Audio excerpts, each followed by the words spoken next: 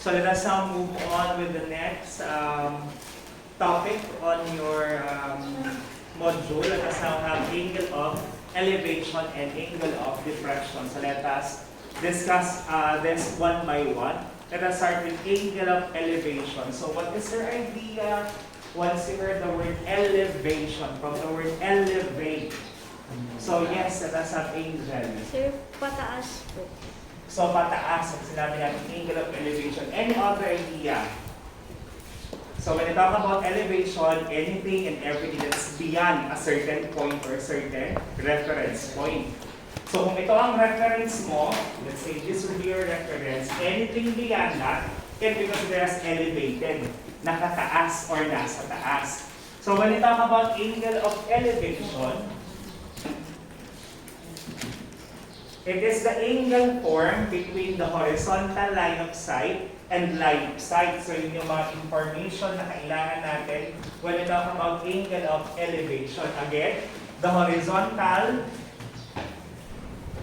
line of sight and the line of sight. Ano ba ang difference ng dalawa? And you also have your observer. Observer will be the person involved. Ibig sabihin yung kanyang eye view. Yung sa tingin niya, yun yung pinaka-possession. So, what do you mean by horizontal line of sight? When you talk about horizontal line of sight, another term will be the eye level. Pag tumingin ka sa isang bagay ng diretsyo lang, yun po yung horizontal line of sight natin. So, yun yung context ng horizontal line of sight. Yung pag naka-tiger look ka. How about for the line of sight? It will be the connection between your eye and the object above the horizontal line of sight. And this line of sight and the horizontal line of sight will create an angle. Yan po ngayon tinatawag natin angle of elevation. Kasi it's elevated, nasa taas siya ng horizontal line of sight. So anything beyond, anything over the horizontal line of sight is an object that can create an angle of elevation. Based on our surrounding, based on the objects in the classroom, what are the elements that can you think of na pwedeng i-consider as angle of elevation or can create an angle of elevation? Yes. Sir, yung eyesight Angel. yung punta sa electric. Yung electric fan, since yung kanyang horizontal line of sight ay hanggang dito sa level na to. So beyond that, yung electric fan ay beyond that, so that will be angle of elevation or can create an angle of elevation. What else? Can you think of other element? Ano yung tinuturo mo? May nakikita ka ba? Hindi namin nakikita? Alin?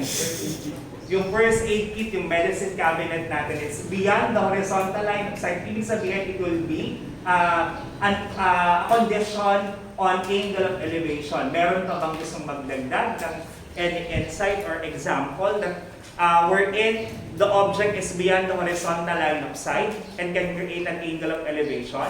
Yes, Darren. Yung ating light, yung fluorescent lamp natin, that is an example also of a condition for angle of elevation. So yun lang naman po yung context ng angle of elevation. And how can we utilize angle of elevation in solving problems in mathematics? So kindly open your modules on page number 6, if I am not mistaken. Let us try to digest and let us try to scrutinize the problem presented on your module. Yung example number 1, have you seen it on page number 6? Yes. Number 6 or number 5? 6. Number 6. Kindly read the condition for example number 1. Although the answers were already provided, pero let us still dissect it and scrutinize the content mo. Meron tang confusion on that one. So number 1, kindly read the condition. Yes, Senator Tina. The angle of elevation is always measured from the ground up. It is an upward angle from a horizontal line. It is always inside the triangle. Pertaining to the example, what will be the condition for example number 1? The one given by Senator Tina will be the condition for angle of elevation. But how about the problem involved for number 1? O continue. If a person stands and looks up an object, Example number 1. Ay na. Kaya pa ba? Kaya ba rin? O sige. Kaya sa take Nermina. three survey. Take A 3. nursery plant a new teeth and attaches a guide wire to help support the view while its root takes hold. An 8-foot wire is attached to a tree and to a stake in the ground. From the stake in the ground of the angle of elevation of the connection with the tree is 42 feet. Find to the nearest 10 of a foot the height of the connection point of the tree. So what will be the context of the condition or the given statement? What will be the context? What will be the content of the condition? So it was mentioned a while ago by Senator Pida that when we talk about angle of elevation, it will be starting from the ground upward. It was mentioned by Senator Pida. So hindi naman automatically observer ay naka-lie down sa sahig. Ibig sabihin lang nun ay you can also always have an angle of elevation from the ground going upward. It's also a manifestation of angle of elevation. So going back with the question, anong involved natin doon? We have a nursery tree. So meron tayong puno doon and this tree must be protected. So para maging sturdy, we're going to attach a wire.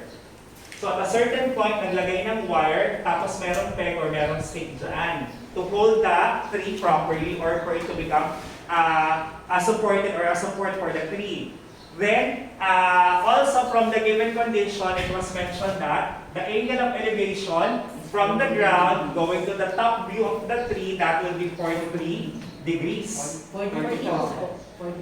42, I stand corrected. Sige, 42 degrees. And the length of the wire will be, how long will be the wire? 8 feet. 8 feet will be the measure for the wire. The question is, what will be the question that we are looking for? Find the nearest sense of foot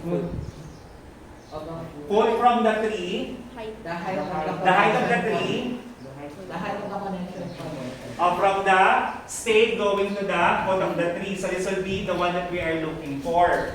So going back with this one, how are we going to analyze it? Actually, by illustrating it, ma-analyze na natin.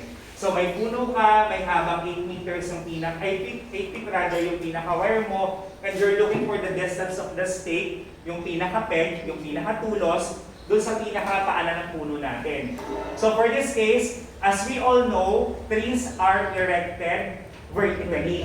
Wala namang mga puno. Meron man, pero yun ay mga minimal lang naman. Most of the time, it's really vertical in yung kanyang motion. So it will be vertical. Then the ground is always flat. So yan po ay horizontal. And once the vertical and the horizontal line meets, what will be? What condition or what angle can be formed?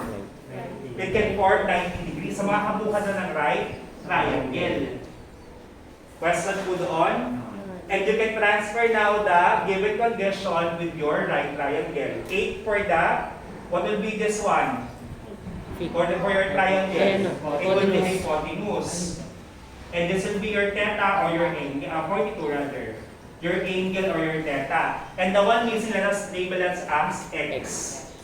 So analyzing this one, ano ang connection ng 42 degrees or ng theta with x? Adjacent. Yes, Angel. Adjacent. It will be adjacent. And among the given ratios, doon sa basic tayo magtingin ha, sa basic. Ano yung merong adjacent and hypotenuse na involved sa kanyang ratio? Yes, Darren. That will be cosine. That will be ka. Yung pattern natin will be ka or you're simply cosine. So cosine theta equals to adjacent over hypotenuse. Very good, Jared. Clarification so far. Nag-analyze tayo by illustration. We transform it into right triangle. We analyze the relation between the sides and the theta. And we're able to come up with the ratio possible for it. Since given yung hypotenuse, given yung adjacent, we have come up with ka. Or cosine theta equals to adjacent over hypotenuse. And we can now substitute the value to solve for the missing term. So we have your cosine ng theta is 42 degrees equals adjacent is missing, hypotenuse is given. We have 8 feet. So how are we supposed to solve for the value of x? Cross multiply. So pag ganito, automatically may 1 naman yung ating cosine 42 degrees. So 1 times x will be x. And we have cosine 42 degrees times 8. O, kindly press on your calculator what will be cosine 42. 0.74. Do we have the same value? Kasi baka yung iba-iba ang na-press sa calculator. At least 2 decimal place values tayo. Is it the same with everyone? 0.74. Oo na lang para wala ng question. And times 8. Ano po ang 0.74 times 8? 92. 5.92. Pero the question is, find the nearest tens. So what should be the answer? 5.9 will be the answer. Bakit ano ba ang place value ng tens? First, so after na, decimal point. Kasi ibang section, akala nila, magsisimula sa ones din. Pero sabi lang naman nila, ano lang, nagulan lang din sila. So answer will be 5.9. Medyo may konting difference lang from the given or from the stated value on your module kasi yan ay direct computation. What we did is we have grounded of the value for cosine, pero minimal lang naman yung difference nila. Pero nonetheless, the process will be the same. Question po on how to utilize angle of elevation. Number 2. Erase ko na itong part na to ha. So item number 2, anyone who would like to read the content of item number 2? Let us interpret that one. Yes, Brian. You are on a trip through a desert. At a distance x, you can see mountains, and quick measurement tells you that the angle between the mountain top and the ground is 13 degrees. You know that the highest point or the center of the mountain is 2,500 meters high. How far away are you from the center of the mountain to the nearest meter? Parang you're not going to focus on the content of the statement, but on the manner exerted by Brian on reading the content of the problem. Anyway, what will be the context of the problem or what will be the involved condition for the problem? So you're on a trip. So hindi naman minention kung saang lugar. Basta there is a mountain. Desert. Saan? Desert. Sa desert. So we have here desert pero may mountain, di ba? Parang may possible ba ang desert? Ang mountain sa desert? Sa Jesus Possible ba ang mountain sa desert? Parang hindi siya possible. Parang Yung Grand yung Canyon. sand mount. Or airs Ang mga sun mountains siguro. Airs lang po. I-classify natin, sabi ni Adel, baka daw mga sun, ang mga ano daw yung mountain ng sand. So we have here, yung sand, yung pinaka-mountain will have a measure of 2,500 from the center. Kasi di ba yung mountain or any structure ay bine-measure from the highest peak. Yung pinakamataas na point niya, siguro yung center ang kanyang pinakamataas na point. Then, yung observer ay medyo malayo from the mountain. Then it creates 13 degrees, tama? 13 degrees of angle of elevation. So from the ground, going to the center or top of the mountain, it will create 13 degrees for the angle of elevation. The question here is, what will be the question being asked? How far are we from the center of the mountain? So what will be missing on this case? So from the center of the mountain going to the person or the observer, this one is missing. So again, mountains are erected or placed vertically yan. So we have vertical line. Ground will be horizontal, so there will always be 90-degree angle. So you have your triangle again.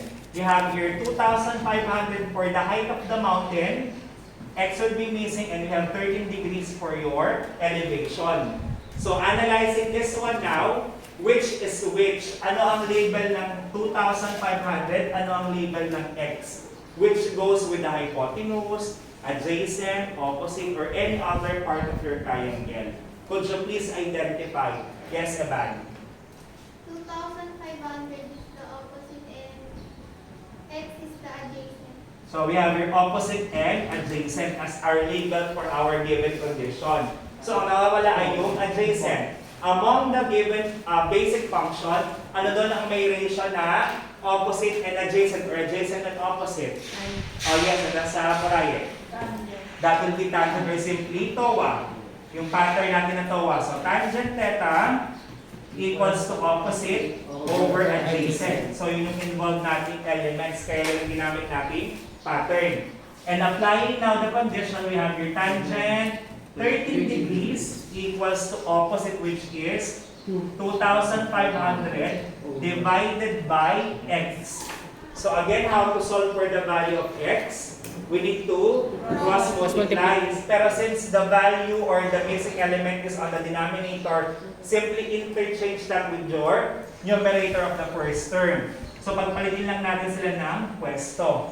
So it will become x equals with tangent or 2,500 divided by tangent 13 degrees. Ano ba ang value ng 13 degrees? Kindly press on the 0.8 calculator and A1 po from the group. What will be the value for tangent 13? Yes, MJ. 0.23. Again, it might have a different value based on your module or compare with your module kasi nag-round off tayo ha. 0.20 na lang ginamit natin. Paki-divide. What will be 2,500 divided by 0.23? Yes, Darren. 10,869. 10,869.57. 57. It was not mentioned on the problem kung siya ay naka-round up sa nearest tens or hundreds or ilang place value. Pero as a rule of thumb, sa common practice, always have at least 2 place value or decimal place values tayo. So we have here 10,869.57 as our value. Ang unit of measure ay meter ba to? Feet. Meter. So we have meters. Question po for number 2. Sige, pakikopya muna. 20 lang. Kilometers ba?